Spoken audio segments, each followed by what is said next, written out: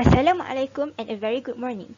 So, throughout time, we can observe that there are numerous of food poisoning, food contamination and foodborne disease issues, and these issues are very concerning as it not only may cause symptoms and disease, but it may also lead to death. So today, we are going to present on an article issue related to food contamination and foodborne disease, that is the deadly pesticide in temple food that killed 15 in India. So for today's presentation, it is going to present by me, FARAH ADILLA, and my group members EZATY NORSAH, Nur ADILLAH, and Nurul Harizah. So for today's presentation, we are going to go through introduction, issues, factor, effects of consumption, ways to prevent, and conclusion. So for introduction. So in this presentation, we are going to discuss about the cause of death stated in the article, which is related to foodborne disease. So what is foodborne disease? Foodborne disease are illness that is caused by consuming contaminated food and beverage. So contamination can be categorized into three types that are biological, such as virus, bacteria, parasites, and fungus, chemical, such as cleaning substance, pesticides, and mercury, and physical, such as staples, glass, and metal shavings. So, our issue today is related to chemical contamination. So basically, chemical contamination is where the presence of chemical substance in appropriate place, such as food. So generally, how chemical contents can contaminate food? It can be either through contaminated water, soil, environment, disinfection by products, packaging, or personal care. So relating to this foodborne issue, we can see statistics shown by World Health Organization. It stated that every year, foodborne disease causes almost 1 in 10 people to fall ill, and 33 million healthy life years lost.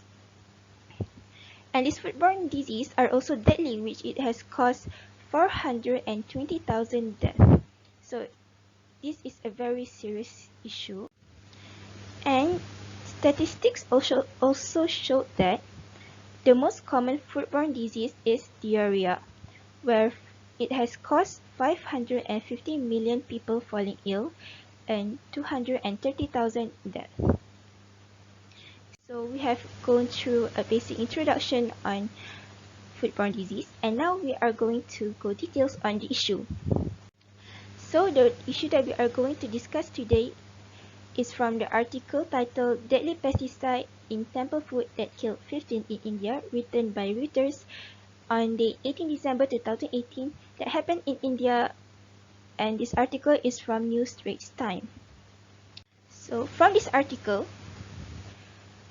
we understand that it has occurred 15 deaths and 100 hospitalized due to the consumption of tomato rice served at the Hindu temple in Karnataka, India. So from this food poisoning issue, investigation have been done, and result of investigation had shown the presence of monocrotophos in food and vomit samples. So the main culprit of this food poisoning issue is monocrotophos, that is a chemical pesticide. So other than this issue in the temple food in Karnataka, India, there are also other article issues that show food poisoning caused by the same pesticide, that is monocrotophos. So other issue includes in 2013, where 23 school children in Bihar, India died after eating a soybean curry tainted with pesticide monocrotophos, the same pesticide, at a government-sponsored lunch. So other related issues will be presented by my team member Harizah.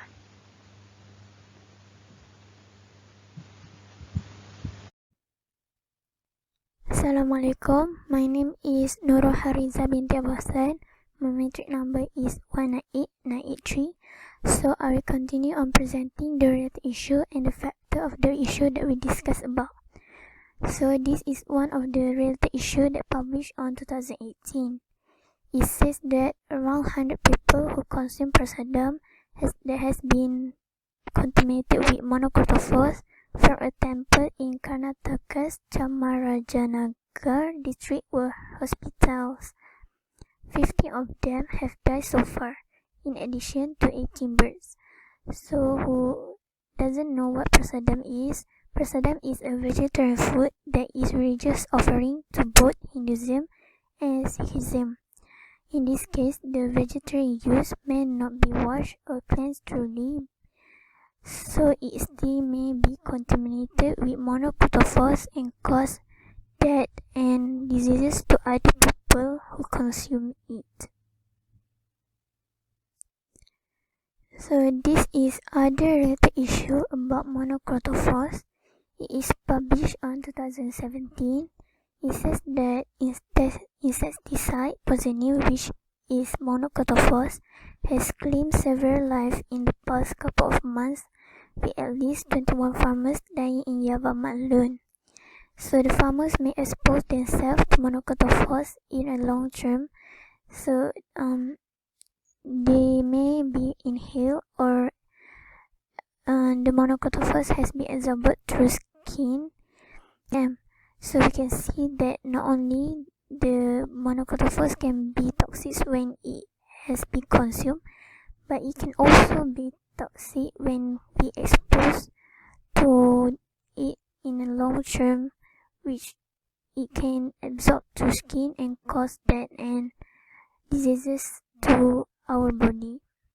So I will continue on presenting the main factor of monochrotophos poisoning. And this is the main factor of the issue that we discussed.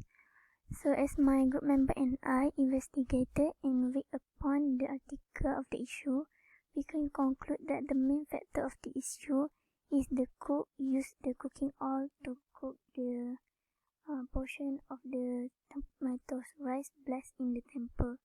The problem is the cooking oil used by the cook was kept in the container previously used to store pesticide called monochrotophos. This accident may be caused by the farmers who may not be responsible enough to discard the container properly.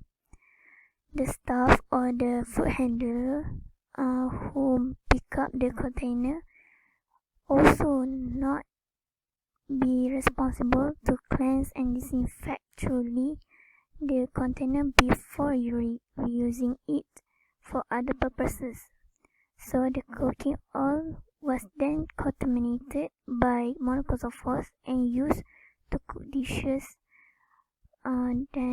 which then caused health complication and death to other people who consume it.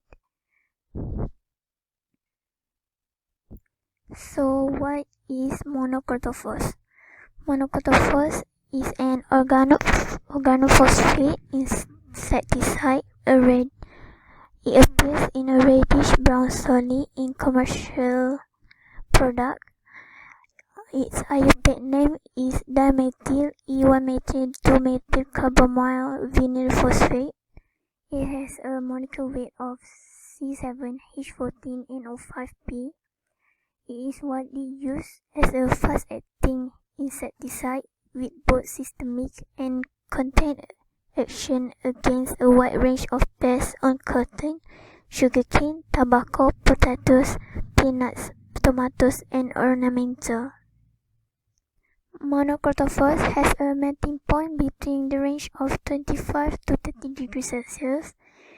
Its odor is like a characteristic of mild ester. It is soluble in water, acetone, and alcohol. It is also stable when stored in glass or polyethylene container, stable in simple alcohol and glycol at room temperature, and relatively stable in sunlight. It is non-volatile at 100 Fahrenheit and decomposes at a range of 310 to 320 Fahrenheit. So why farmers use monocultures? It is because monocultures is effective and cheaper than other alternatives. So, according to Pranjit Kumar Chakrabarty, which is the Assistant Director General of the State-run Indian Council of Agriculture Research, he says that monocultures cost only about 15 rupees, which is equal to 70 US cents per kilogram, while a similar patent alternative would cost as much as 20,000 rupees. This statement proves that monocultures is definitely cheaper than the other alternatives available at the market. Other than that, Nitin Hatse, which is a farmer from Jalka village in Yavama district, said that the chemical also make the plant look large and boost its growth. Due to this, it is popular among the cotton growers. This statement proves that monocultures not only kill insects, but make plants look greener and grow effectively. So it is proven that it has become the top choice in the Indian farmers to grow their plant using monocultures. However, in United States, European Union, and various other Asian nations have banned the usage of monocultures due to its toxicity, which cause death and health complications to people in their country. My name is EZATY binti NORSAH and my metric number is 196310. Okay, so now I will present about the effect of consuming monocultures. Okay, so according to the WHO, which is World Health Organization, organophosphate pesticides are one of the most hazardous pesticides to the vertebrate animals, which is responsible for many poisoning cases in the world.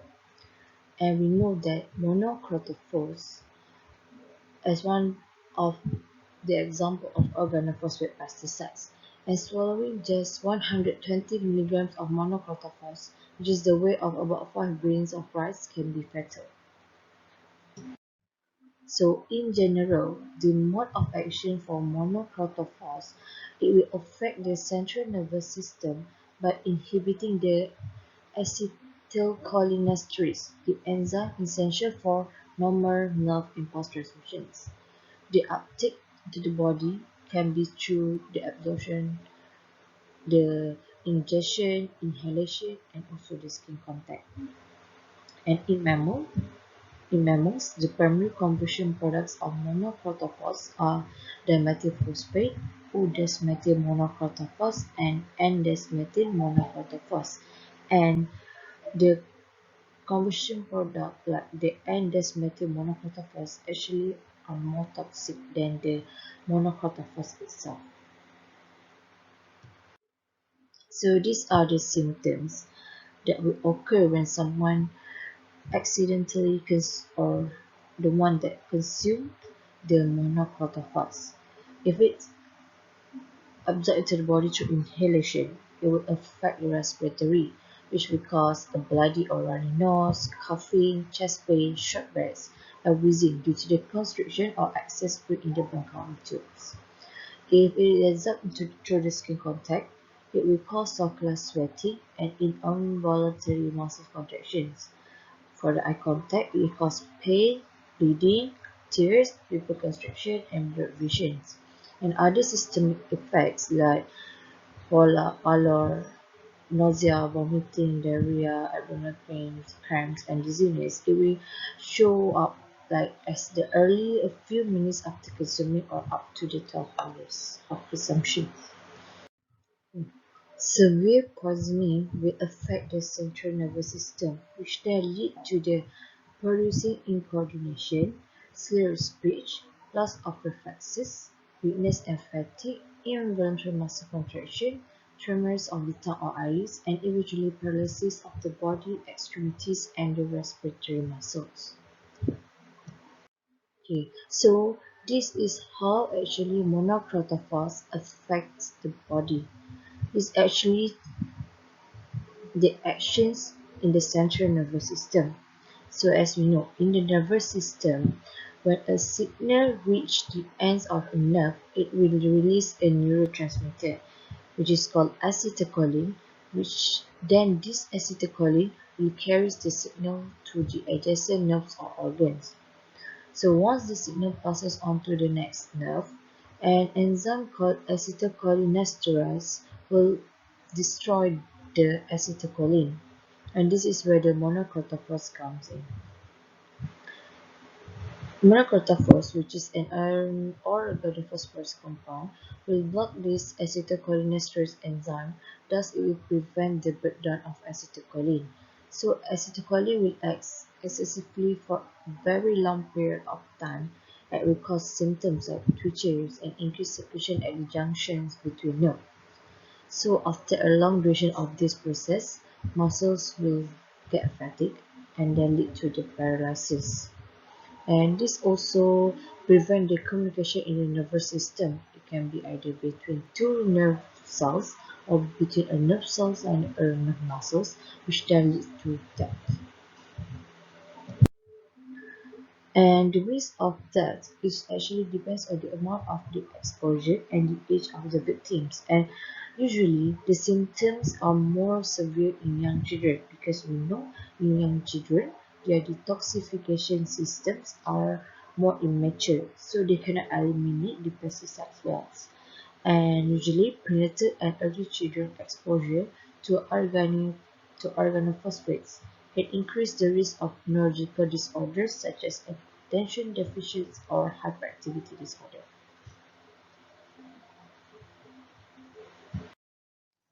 Assalamualaikum warahmatullahi wabarakatuh. My name is Wan Nur ADILLA binti Wan Mustafa Kamal and my matric number is 197513. I will be presenting about the ways to prevent this issue to occur again. First way to prevent this issue is the farmers must have knowledge in applying good agricultural practices to reduce the risk of pesticide contamination to users. Next, the farmers should also dispose the empty pesticide containers to prevent hazards to human and environment. The farmers should be trained in pesticide use and handling so that the pesticide won't be misused and cause any hazards.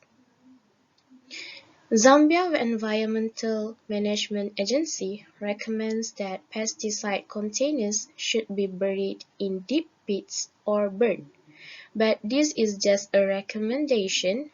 The disposing procedure is based on local regulations. Furthermore, the pesticide containers must have permanent pesticide label and hazardous symbols. This is to prevent people to use the containers for another purpose, such as food purpose.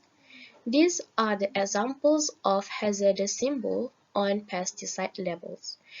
There are acute toxicity, corrosive, environmental hazards, flammable, and moderate hazards.